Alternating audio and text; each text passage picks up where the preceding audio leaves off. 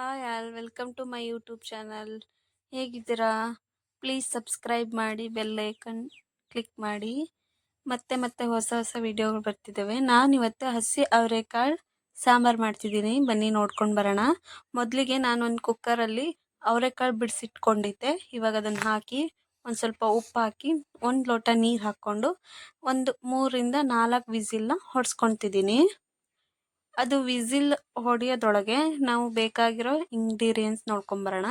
ಮೊದಲಿಗೆ ನಾನಿಲ್ಲಿ ಉದ್ದುದ್ದಕ್ಕೆ ಒಂದು ಟೊಮೊಟೊ ಮತ್ತು ಒಂದು ಈರುಳ್ಳಿನ ಇದು ಹುರ್ಕೊಂಡು ರುಬ್ಕೊಳ್ಳೋಕ್ಕೆ ಹೆಚ್ಕೊಂಡಿದ್ದೀನಿ. ಮತ್ತು ಚಿಕ್ಕ ಚಿಕ್ಕದಾಗಿ ಹೆಚ್ಕೊಂಡಿರೋದು ಅದು ಒಗ್ಗರಣೆಗೆ ಲಾಸ್ಟಲ್ಲಿ ಕೊಡೋಕ್ಕೆ.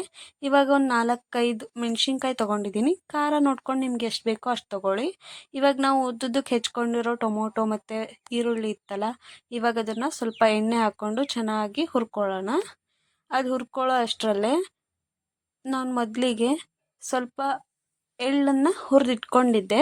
ಇವಾಗ ಅದನ್ನು ಹಾಕ್ಕೊಂಡು ಇವಾಗ ತಣ್ಣಗಾದ್ಮೇಲೆ ಹುರಿದಿಟ್ಕೊಂಡಿದ್ವಲ್ಲ ಅದನ್ನೆಲ್ಲ ಹಾಕ್ಕೊಂಡು ಅದೇ ಬಾಣಲಿಲೆ ಸ್ವಲ್ಪ ಮೆಣಸಿನ್ಕಾಯಿನೂ ಸ್ವಲ್ಪ ಅಷ್ಟೇ ರೋಸ್ಟ್ ಮಾಡ್ಕೊಳ್ಳಿ. ಅದೇ ಬಿಸಿಗೆ ಸಾಕು, ರೋಸ್ಟ್ ಆಗುತ್ತೆ.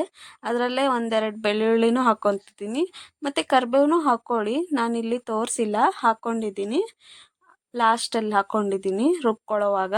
ನೀವು ಬೇಕಿದ್ದರೆ ಅದರಲ್ಲೇ ಸೇರಿಸ್ಕೊಂಡು ಹಾಕ್ಕೋಬೋದು.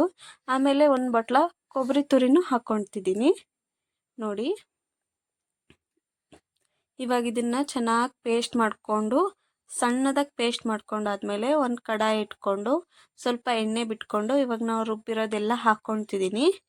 ಅದು ತಳ ಹತ್ತಲ್ಲ ಎಣ್ಣೆ ಹಾಕ್ಕೊಂಡ್ರೆ, ಹಾಗಾಗಿ ಎಣ್ಣೆ ಹಾಕ್ಕೊಂಡು ಇವಾಗ ಅದನ್ನೆಲ್ಲ ರುಬ್ಬಿರೋದು ಸ್ವಲ್ಪ ನೀರು ಹಾಕ್ಕೊಂಡು ಚೆನ್ನಾಗಿ ತೊಳ್ಕೊಂಡು ಹಾಕ್ಕೊತಿದ್ದೀನಿ.